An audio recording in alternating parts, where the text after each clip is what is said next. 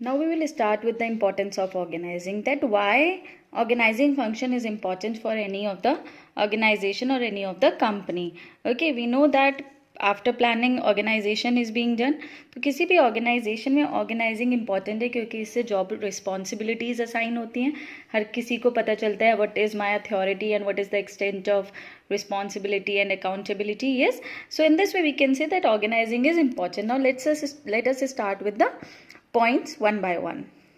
The very first importance of organizing is benefits of specialization. Of course, जब organising करी जाती है तो उसके बेनिफिट्स जो हैं, ऑर्गेनाइजिंग के बेनिफिट्स मिलते हैं, स्पेशलाइजेशन के बेनिफिट्स मिलते हैं ऑर्गेनाइजेशन के थ्रू. वाई ऑर्गेनाइजिंग के through? Y?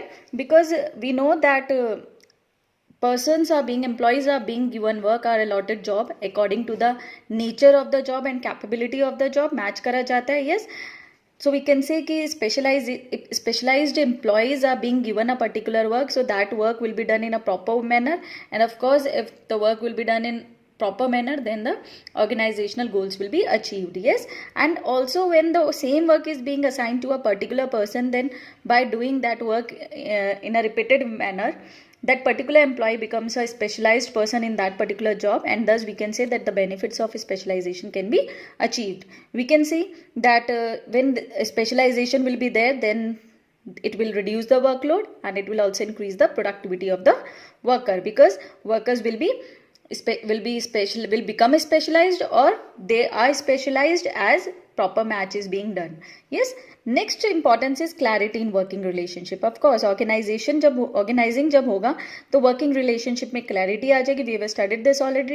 Everyone will know who is the superior, who is the subordinate. Hierarchical order clear होगा, क्लैरिटी ऑफ जॉब होगी, क्लैरिटी ऑफ रिस्पॉन्सिबिलिटी होगी, क्लैरिटी ऑफ अथॉरिटी होगी.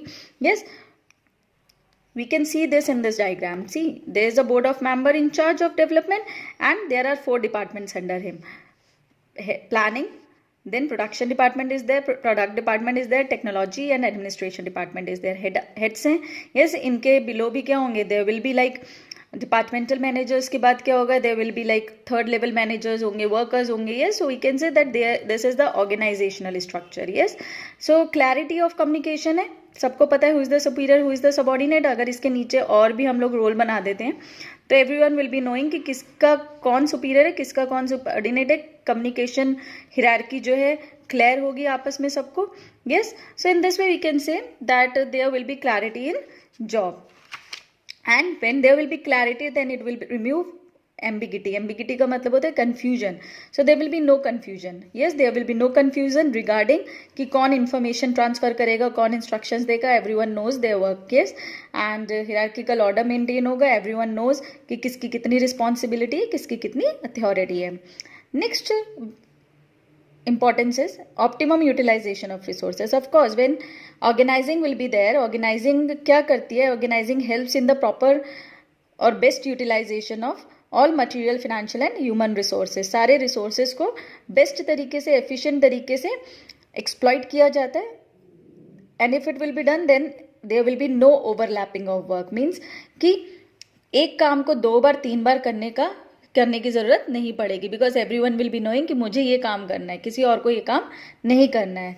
Avoidance of duplication of work. 2 बार काम नहीं होगा, confusion नहीं होगा, wastage of resources नहीं होंगे, कम से कम होंगे. Yes, next importance is adaptation to change. If organizing is there, so each and every employee will always be ready to adapt the change. अगर प्रमोशन हो रहे हैं, ट्रांसफर्स हो रहे हैं ना, सुपीरियर सबऑर्डिनेट रिलेशनशिप चेंज हो रहा है. यस, सबऑर्डिनेट सुपीरियर बन रहा है, सुपीरियर का भी प्रमोशन हो रहा है. So each and every employee will become ready to adapt the change.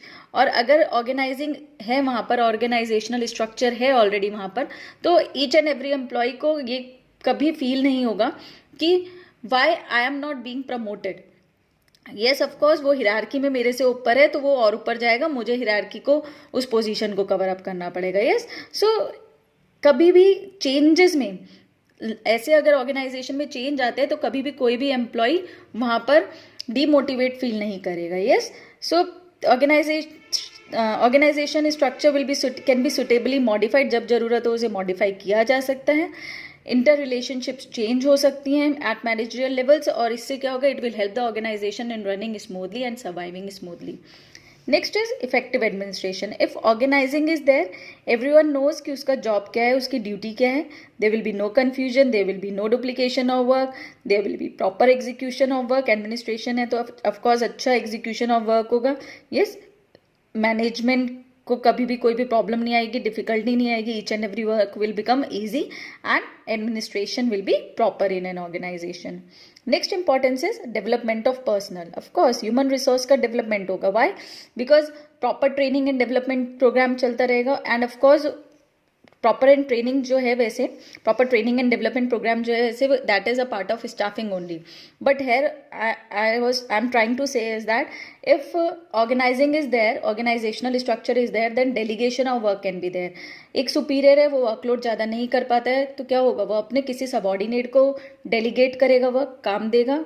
Yes, तो जब किसी एम्प्लॉय को, सबॉर्डिनेट को, if that work will be assigned, that delegation will be done, then that particular employee will do that particular work. yes, and after doing that particular work, the particular employee will explore his ideas, can get to know कि काम कैसे होता है, एक superior level पर मेरे से one above post पर कैसे काम होता है.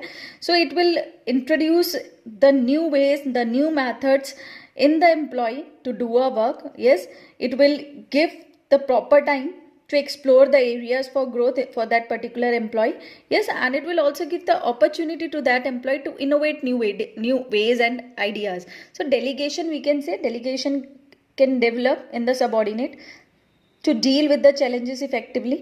Yes, so we can say that there is development of personnel in organizational structure, because जब काम को असाइन किया जाएगा, डेलीगेट करा जाएगा, वो अपने सीनियर का काम करेगा, तो ऑफकोर्स एक तरह से उसकी इनडायरेक्टली हम कह सकते हैं ट्रेनिंग हो रही है और वो रेडी हो रहा है for the promotion.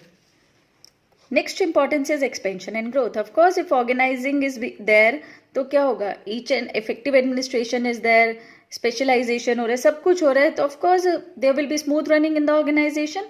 Yes, and when there will be smooth running in the organization, then the organization will grow and expand. I hope you understood this.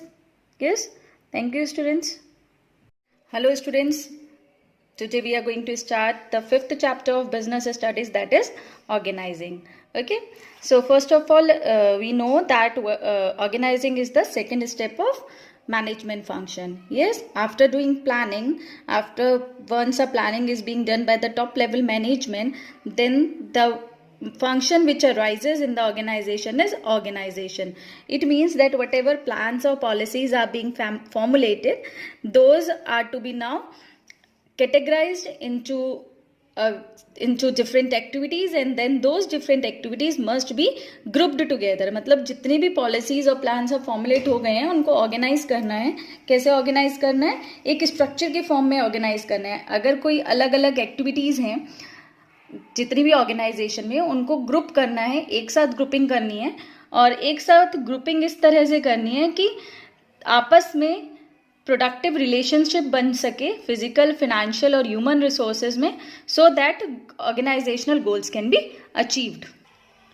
Let's take an example of that school is organizing annual function. When in the school annual function is organized, then what happens? Then all the teachers and students are assigned different duties. Yes, resources are being arranged. Yes, we can say each and every duty is given to the particular student or the teacher. Everyone knows who's having how much responsibility, who is having the authority for the work done and pending. Yes, then when all these is being done, then that is known as organizing. Okay, if at your home, if marriage is being fixed for like any person, then everything is being decided. Yes, this is taking planning form, is like if any plan is being made for the marriage, then that is planning.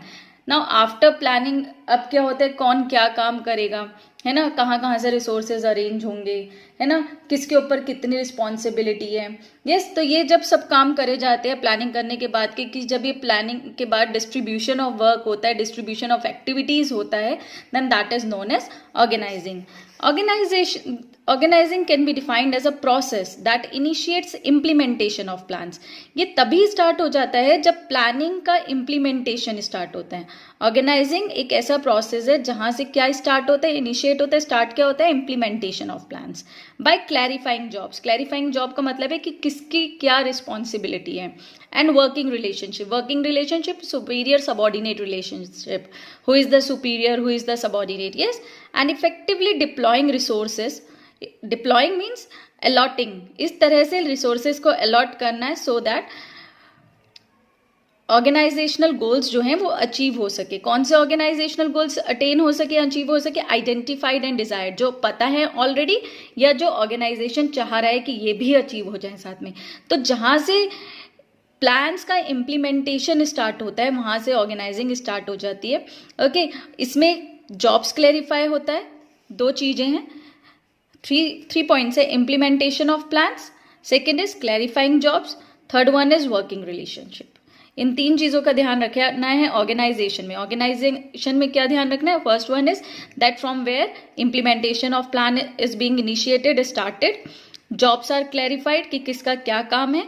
And working relationships की superior subordinate relationship क्या है, who is the superior, who is the subordinate. This is known as organization. Okay, we can say that arranging everything in the organization in the most efficient manner. जब सब कुछ organisation में arrange करा जाता है सबसे एफिशिएंट तरीके से, ओके, तब हम उसे क्या बोलते हैं, ऑर्गेनाइजिंग. और जब मैनेजर्स के बीच में, जो भी ऑर्गेनाइजिंग मैनेजर्स हैं उनके बीच में जब जॉब्स को क्लैरिफाई करता जाता है कि कौन सुपीरियर है, कौन सबॉर्डिनेट है. हम बताते हैं ना, who is the superior, who is the subordinate. Yes, तो जब ये डिसाइड किया जाता है then that is known as organizational structure. तब हम उसको क्या बोलते हैं, ऑर्गेनाइजेशनल स्ट्रक्चर. ओके, अभी हम डिटेल में organizational structure we are going to study. Now next is steps in the process of organizing. Again, we are going to start with the series of steps, we can say. Yes, suppose there are, like in your book it is given an example. Suppose 12 students work for the school library in the summer vacations. One afternoon they told to unload a shipment of new releases, stock the bookshelves and then dispose of all waste. If all the students decide to do it in their own way, it would result in a mass confusion. अगर 12 students अपने आप आकर school library में work करना चाहते हैं और एक बार शिपमेंट आता है, शिपमेंट को खाली करना है, बुक्स अरेंज करनी है लाइब्रेरी में, अगर हर कोई अपने ओन वे में काम करने लग जाएगा तो क्या हो जाएगा, कंफ्यूजन हो जाएगा of course.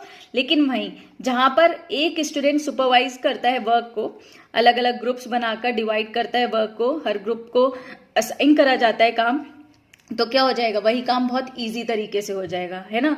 For example, when you are preparing for the farewell as well, if everyone will do their own way, then nothing will happen. Yes, you know this. What happens? One student becomes the leader, we can say, is appointed as a head, we can say, and then that particular head makes groups, and then responsibilities are given to those particular students. Yes, different responsibilities. So all this is being done when? Then this is known as organizing.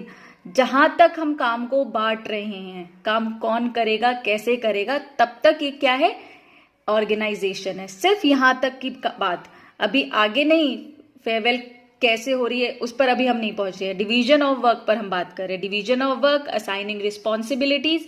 Yes, who is like appointed as a head, who is appointed as a superior, we can say, or as a subordinate, we can say, then that is organization. I hope you've understood this.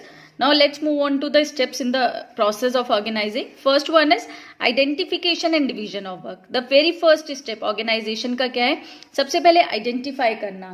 Identify किसको करना, the work as per the plan and dividing the work as per the plan.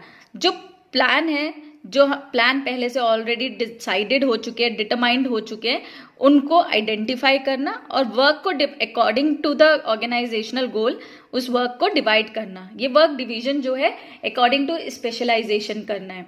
Okay, for example if anyone is having an having an experience in accounts, then accounts department में उसको हमने role profile देना है. Yes, if anyone is having like experience or degree in IT, then that particular employee will be went to in the IT department. Yes, so that is it. कि means assigning. अभी हम selection नहीं कर रहे हैं, that would be staffing, वो staffing में होगा, है ना. अभी हम क्या बात कर रहे हैं, सिर्फ और सिर्फ आइडेंटिफाई करने की कि कौन कौन से काम है प्लान के अकॉर्डिंग, कौन कौन सी एक्टिविटीज है, what are the work to be done, what are the activities to be done, and division of work, dividing the work into different employees of the organization. Okay, and why it is to be being done, क्यों ऐसा कर रहे हैं, क्यों division of work कर रहे हैं, so that हर किसी को क्लियरेंस हो, क्लैरिटी हो कि what is my job, and there would be no confusion in the organization, और ऐसा भी ना हो कि वन पर्टिकुलर एम्प्लॉय पर बहुत ज्यादा बर्डन आ जाए. Okay, that's why identification and division of work is being done. Next step is departmentalization. Now when the work is being identified और ये सोच लिया गया है कि division of work to be done, then that work will be divided into small and manageable activities.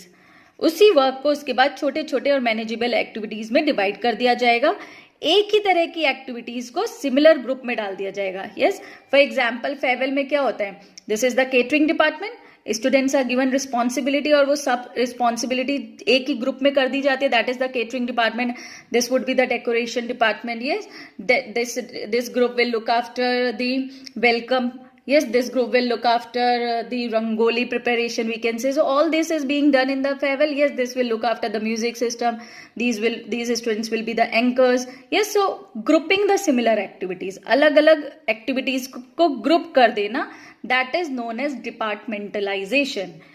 Organization में departmentalization कैसे होता है? On the basis of criteria, using several criteria. For example of some of the most popularly used bases are territory bases. Territory basis पर हो सकता है north, east, west, south. This is like north zone, east zone, west zone. इस तरह से भी हो सकता है. idea for example इसी तरह से होता है ना, UP west, this type of like criteria is there. And products के basis पर हो सकता है, appliances, clothes, cosmetics, etc. One more basis is there through which departmentalization can be done. For example, production department, HR department, IT department, finance department, marketing department, इस basis पर भी हो सकता है. Okay, it means grouping all the activities together. For departmentalization, we can say this is like a keyword, grouping करना. Okay. Next is assignment of duties. अब departmentalisation हो गया, ग्रुप्स बना दिए गए, अब assignment of duties. When the groups are being decided कि this is the HR department, this is the IT department, this is the finance department, उसके बाद क्या होगा, अब ड्यूटी को असाइन किया जाएगा. इसमें क्या होगा, defining the work of different job positions and accordingly allocate work to various employees. यहाँ पर हर एम्प्लॉय की जॉब पोजिशन का डिसीजन लिया जाएगा, सोचा जाएगा, अभी डिसाइड किया जाएगा. हम ये नहीं कर रहे हैं उसको सिलेक्ट कर लिया, that will be done in staffing. Okay, so defining the work, okay, and then allocating the work to various employees. Once departments have been formed, एक बार डिपार्टमेंट बन गए, उसके बाद हर डिपार्टमेंट में एक मैनेजर इंचार्ज बन जाएगा. उसके बाद जॉब्स एलोकेट करी जाएंगी हर मेंबर्स को, डिपार्टमेंट में जितने भी मेंबर्स हैं उन सबको. ओके, और फिर जब एक बार उनको जॉब असाइन कर दी जाएगी, then it should be look that whatever the job is being given to the particular employee, वो उसके जॉब प्रोफाइल को सूट कर रहा है या नहीं कर रहा है. There should be a proper match between the nature of a job and the ability of an individual. Job का नेचर क्या है और इंडिविजुअल की एबिलिटी क्या है, उसके अकॉर्डिंग उसका जॉब मैच हो रहा है. फॉर एग्जाम्पल IT डिपार्टमेंट के एम्प्लॉय को who is having a degree in IT, if the work is given in finance department, that particular employee would not be able to perform better, we can say. Yes, it will create a confusion for him. Yes, so there should be a proper match between the nature of a job and the ability of an individual, and the work should be assigned to that particular person who is best for that particular job.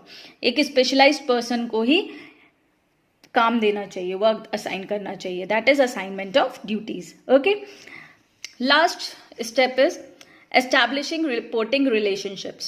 Okay, now once the jobs or duties have been assigned, अब reporting relationship बनाई जाएगी. reporting का मतलब है superior subordinate relationship. who will take orders from whom, who will take orders from whom, कौन किससे order लेगा, hierarchical structure क्या होगा, कौन सुपीरियर होगा, कौन सबॉर्डिनेट होगा, ये सब डिसीजन लिए जाएंगे.